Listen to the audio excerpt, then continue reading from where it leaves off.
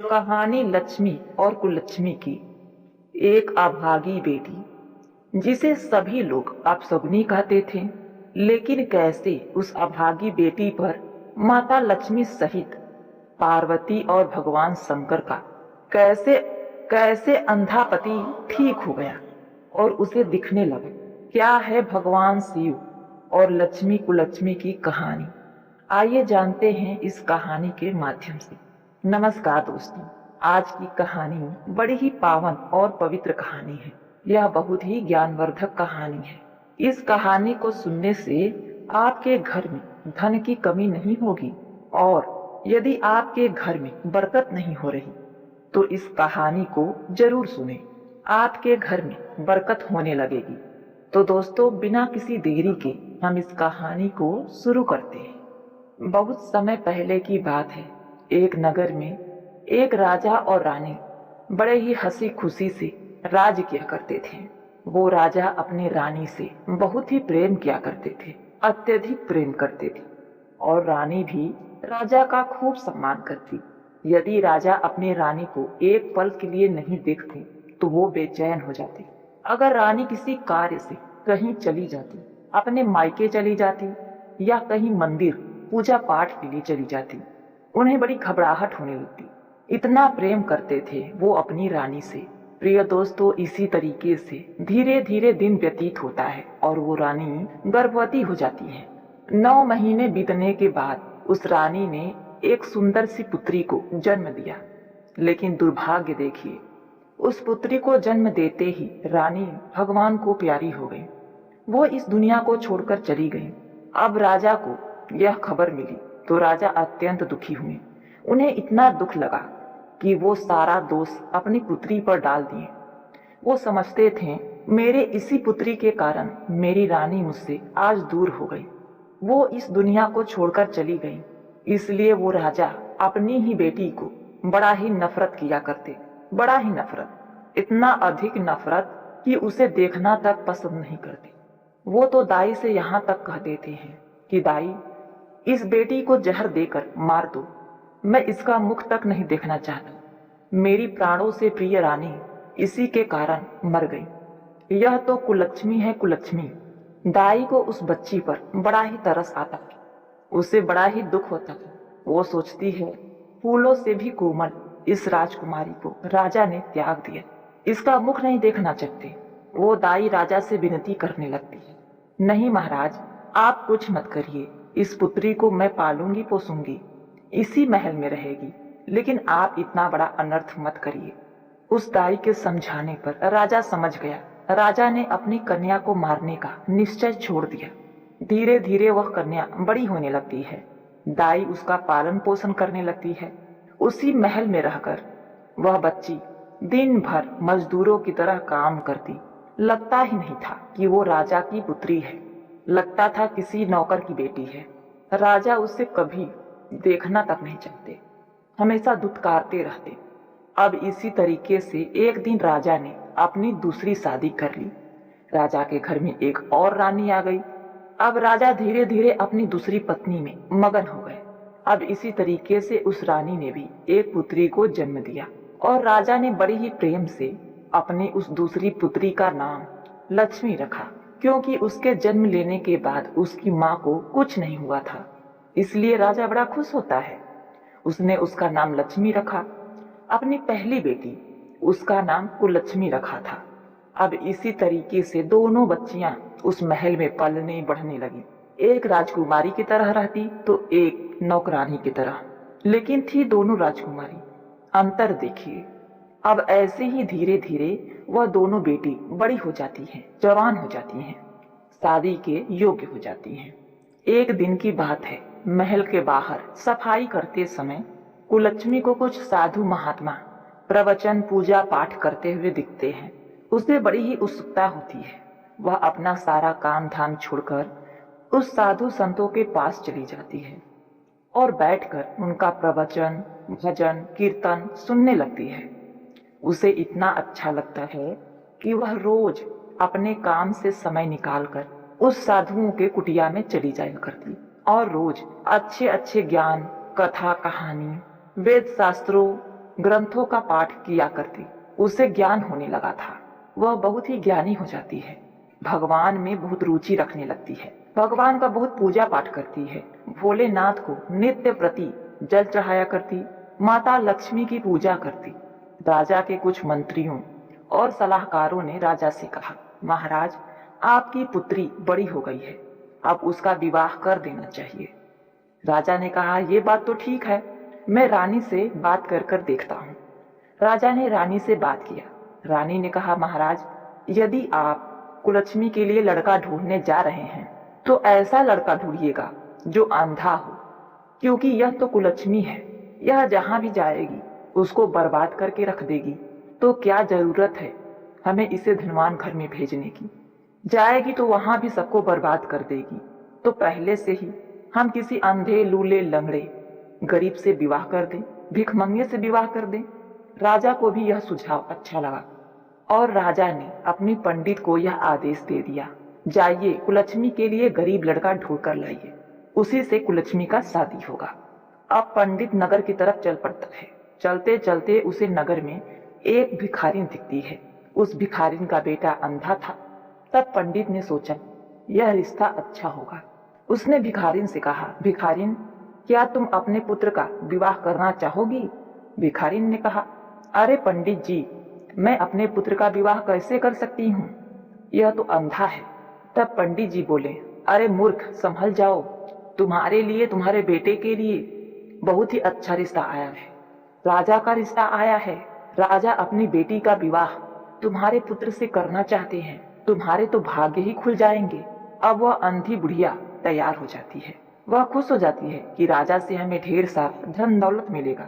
राजा ने अपनी बड़ी बेटी कुलक्ष्मी का विवाह उस अंधे से कर दिया और दहेज में कुछ नहीं दिया। जब बड़ी बेटी का विवाह कर देते हैं तो वो छोटी बेटी का भी, जिसका नाम लक्ष्मी था, उसका भी विवाह एक राजा महाराजा से करते हैं। अब दोनों बेटियों का विवाह हो चुका था। दोनों अपने ससुराल चली गई थी। अब जब कुलक्ष्मी अपने घर, अपने ससुराल पहुंचती है तो उसने देखा कि घर में तो कुछ भी नहीं है। मैं खाना किस चीज से पकाऊं? कुलक्ष्मी ने कहा, सासू माँ, मेरी माँ ने मुझे खोइछा में चावल दिया है, मैं उसी को पका देती हूँ।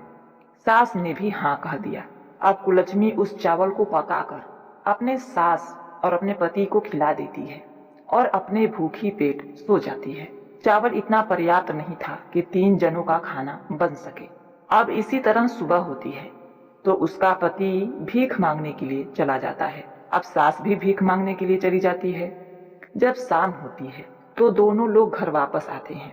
तो कुलक्ष्मी ने अपने सास से कहा, सासू माँ, आप लोग भीख मांगते हैं तो इतने में हम लोग का गुजारा नहीं हो पाता, ठीक से पेट नहीं भर पाता। आप मुझे आज्ञा दें तो मैं भी कुछ काम करूं। सास ने कहा, बेटी, तुम तो एक राजकुमारी हो, महल में रही हो, तुम ये सब कैसे करोगी? तब कुलक्ष्मी बोली कि थोड़ा मुश्किल तो होता है, लेकिन मुझे इसमें कोई तकलीफ नहीं। अगर आप गरीबी में जी सकती हैं तो मैं भी गरीबी में जी सकती हूँ। वैसे भी मुझे सारा काम करने की आदत है। सास बोली, बेटी, तुम इतनी गुणवान हो, इतनी रूपवान हो, लेकिन मुझे यही समझ में नहीं आ रहा कि तुम्हारे पिता ने मेरे घर तुम्हारा विवाह कैसे कर दिया। अब अपने सास से आज्ञा लेकर कुलक्ष्मी एक टोकरी ककड़ी लेकर बेचने के लिए चली जाती है। वह ककड़ी लेकर शिव मंदिर के पास बैठ जाती है और सबको ककड़ी बेचने लगती है। धीरे धीरे करके उसकी सारी ककड़ियां बिक जाती है। सिर्फ 2 ककड़ी बच गई थी। अब उसे भी बेचना चाहती थी तो भगवान शिव और माता पार्वती को उसकी परीक्षा लेने की इच्छा हुई। भगवान शिव और माता पार्वती साधु साधुआइन का भेष बनाकर उस कुलक्ष्मी के पास पहुंच जाते हैं। माता पार्वती ने कहा, प्रभु, कितना इस कुलक्ष्मी के पास कितना सुंदर, कितना स्वादिष्ट ककड़ी है। मेरा तो ककड़ी खाने का इच्छा हो रहा है। हे प्रभु, क्या हम इसके यहाँ से ककड़ी ले सकते हैं? भगवान शिव ने मना कर दिया और कहा, नहीं प्रिय, अगर हम उससे ककड़ी लेंगे तो हमें उसे कुछ देना होगा, तभी तो ककड़ी ले सकते हैं। तब माता पार्वती जिद पर अड़ गई। वो बोली, नहीं, मुझे तो सिर्फ बिना पैसों की ही ककड़ी लेनी है। अब इसी तरीके से माता पार्वती जिद करने लगती हैं और उस कुलक्ष्मी के पास पहुंच जाती हैं और कहती हैं, हे पुत्री, मुझे बहुत ज्यादा भूख लगी है, क्या तुम मुझे यह ककड़ी दे सकती हो? लेकिन हाँ, मेरे पास पैसे नहीं हैं, मैं तुम्हें पैसे नहीं दे सकती। कुलच्छमी ने कहा, हे माँ, तुम भी तो मेरी माता समान हो। अगर आपको पसंद है, आपकी इच्छा है, तो आप इस ककड़ी को खा सकती हैं। मुझे 1 रुपया भी नहीं चाहिए। आप मेरी माँ हैं, माता समान है। बचपन में मेरी माँ मर गई। मेरे पिता मुझसे ईर्ष्या करते हैं। मेरे पिता मुझे देखना नहीं चाहते, और ऊपर से मेरे पति अंधे हैं। मेरी सास भीख मांगती हैं। मेरे पास बस माँ की कमी थी, तो मैं समझती हूँ कि आप ही मेरी माँ हो। मैं अपनी माँ को ककड़ी खिला रही हूँ, आप प्रेम से इस ककड़ी को खाइए। माँ पार्वती ने खुशी खुशी उस ककड़ी को खाया और बोली, हे बेटी, मैं बहुत दूर से आई हूँ, मेरा पैर दुख रहा है, क्या तुम मेरे पैर को दबा दोगी? इतना कहने की देरी थी कि तुरंत कुलच्छमी ने माता पार्वती का पैर दबाने लगी। दबाते दबाते माता पार्वती वहीं पर सो जाती है। अब जब कुलच्छमी देखती है कि माता पार्वती को ढेर सारा पसीना हुआ है, वो पसीना से डूब गई है, तो वो अपने आंचल का हवा माता पार्वती को देने लगती है। माता पार्वती सब देख रही थी, सब समझ रही थी। वो सोई तो नहीं थी, बस सोने का नाटक कर रही थी।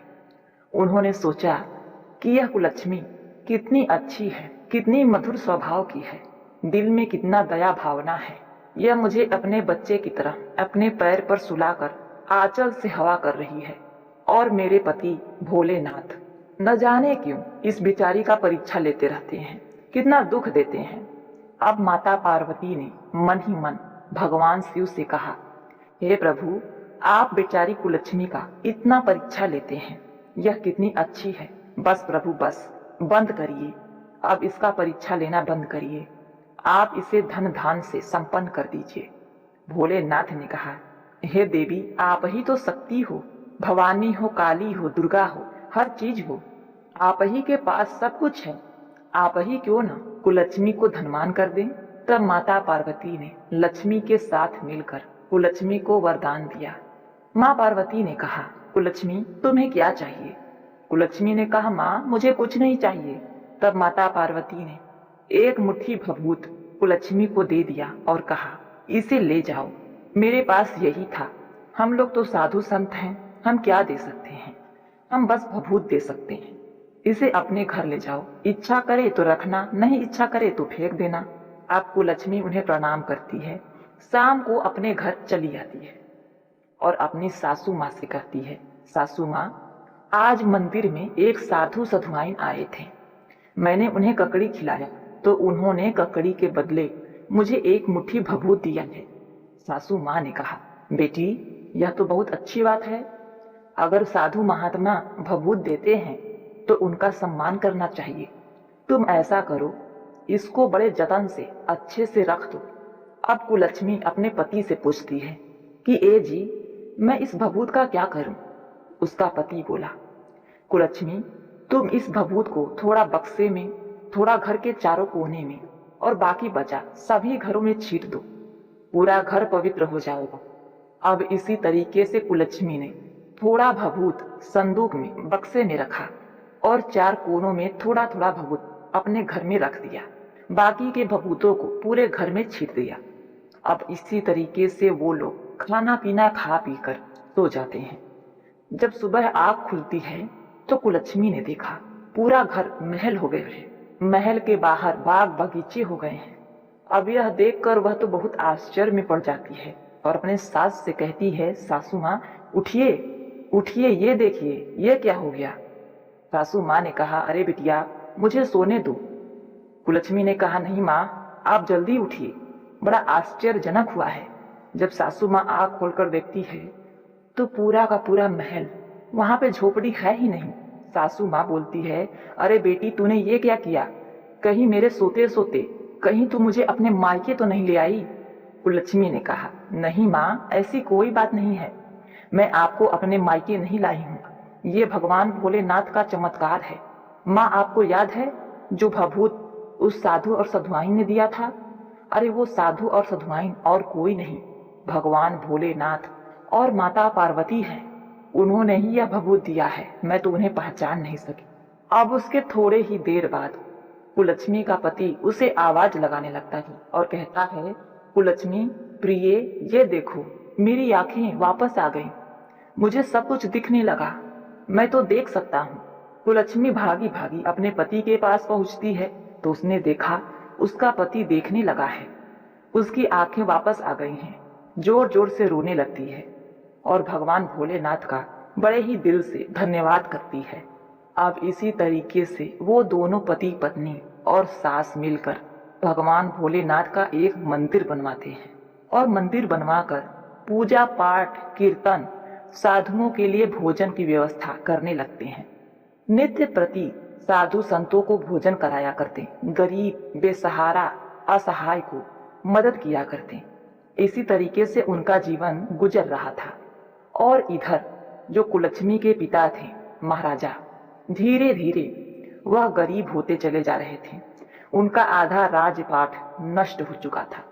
यह बात जब राजा को पता चलती है कि उनकी बेटी कुलक्ष्मी एक महारानी बन गई है, बहुत ही धनवान हो गई है, तब उन्हें अपनी गलती पर पछतावा होता है।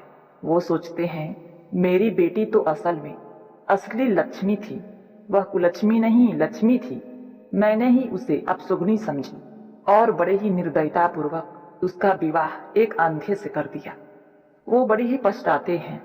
अब इधर कुलक्ष्मी का पति कुलक्ष्मी से कहता है कि कुलक्ष्मी, मैं अपने ससुर के घर जा रहा हूँ, उन्हें न्योता दूंगा। हमने एक बड़ा शिव मंदिर बनाया, उसके लिए हम अपने ससुर को न्योता देने जा रहे हैं।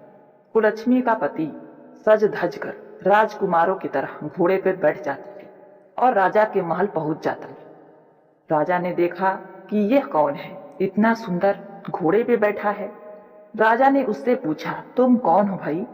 तब कुलक्ष्मी का पति बोला कि मैं वही कुलक्ष्मी का पति हूँ जो अंधा था, जो गरीब था, भीख मांगता था। आपने अपनी पुत्री का विवाह मुझसे किया था, मैं वही हूँ। यह सुन के राजा अपने आप पर बहुत ही शर्मिंदा होते हैं कि मेरी बेटी बहुत ही भाग्यवान है, जहाँ जाती है बरकत करती है और मैंने उसका अपमान किया। वो राजा तुरंत अपने दामाद से क्षमा मांगते हैं और तुरंत अपनी बेटी को बुलावा भेजते हैं और अपने यहाँ बुला लेते हैं। बहुत ही सम्मान से उसका स्वागत किया जाता है, राजकुमारियों की तरह आदर सत्कार होता है। पहली बार उस राजा ने अपनी बेटी का आदर सत्कार किया, इतना उसे सम्मान दिया, उसे अपनी बेटी की तरह हृदय से लगाया। अब इसी तरीके से कुलक्ष्मी अपने पिता के घर आया जाया करती और धीरे धीरे राजा धनवान होने लगे। राजा का राजपाट फिर से वापस आने लगा। अब इधर जो छोटी बहन लक्ष्मी थी, वह जहां जाती है उसका पूरा घर धीरे धीरे बर्बाद होता चला गया था। वह गरीब हो गई थी। उसकी सास हमेशा उसे ताने मारती, उसके घर में हमेशा कलह होता, झगड़ा होता। इस बात से वह परेशान होकर अपने पिता के घर आती है और कहती है, पिताजी, मेरे घर में तो सब कुछ बर्बाद हो गया है। मेरी सास मुझे हमेशा कहती है कि तुम्हारे आने से मेरा घर बर्बाद हो गया, सब कुछ नष्ट हो गया, अब मैं क्या करूं? इस बात को कुलक्ष्मी भी सुनती है। कुलक्ष्मी ने अपनी बहन से कहा, बहन, तू मेरी बहन है, मैंने तुम्हें हमेशा प्रेम किया। आज मैं जो तुम्हें बताने जा रही हूँ उसे ध्यान से सुनो। तुम भगवान भोलेनाथ माता पार्वती का पूजा करो, उनका मंदिर बनवाओ, दान दक्षिणा करो, गरीबों का मदद करो, भूखों को खाना खिलाओ। ये सारी चीज तुम करोगी तो तुम पर अवश्य भगवान भोलेनाथ सहित माता पार्वती और माता लक्ष्मी का कृपा होगा। मेरे साथ भी यही हुआ था, मैंने भी ऐसा ही किया था। हमेशा बूढ़े बुजुर्गों का सेवा करो, सम्मान करो। अगर तुम ऐसा करोगी तो निश्चित ही तुम्हारा भाग्य बदलेगा। लक्ष्मी कुलक्ष्मी कोई नहीं होता, उसके कर्म ही उसे लक्ष्मी और कुलक्ष्मी बनाते हैं। यदि तुम्हारा कर्म अच्छा रहेगा, तुम्हारी भावना अच्छी रहेगी, तो तुम्हारे घर में लक्ष्मी का वास होगा। अपनी बेटी की यह बात सुनने के बाद राजा को बहुत बड़ी सीख मिलती है। अब कुलक्ष्मी का पूरा परिवार एकजुट हो गया था। उसका ससुराल धनी हो गया था, पति की आंखें वापस आ गई थी और उसके पिता का राजपाट भी अच्छे से चलने लगा था। बहन भी भगवान में रुचि रखने लगी थी, पूजा पाठ करने लगी थी। उसका भी घर परिवार बस जाता था। फिर से उसका घर हरा भरा हो जाता है। अब इसी तरह कुललक्ष्मी का पूरा परिवार उसे वापस मिल जाता है। सभी लोग खुशी खुशी रहने लगते हैं। भगवान भोलेनाथ, माता लक्ष्मी की असीम कृपा कुललक्ष्मी पर बरसती है। तो प्रिय दोस्तों, इसी प्रकार से मनुष्य कोई भी सगुन अपसगुन नहीं होता। इसी प्रकार से मनुष्य अपने कर्मों से अपने भविष्य का निर्माण करता है। वो अपने व्यवहार से लोगों का दिल जीतता है, अपने पुण्य कर्मों से धनवान होता है, उस पर माता लक्ष्मी की कृपा बरसती है। यदि आपको हमारी यह कहानी पसंद आई है तो आप हमारे चैनल को सब्सक्राइब कर लीजिए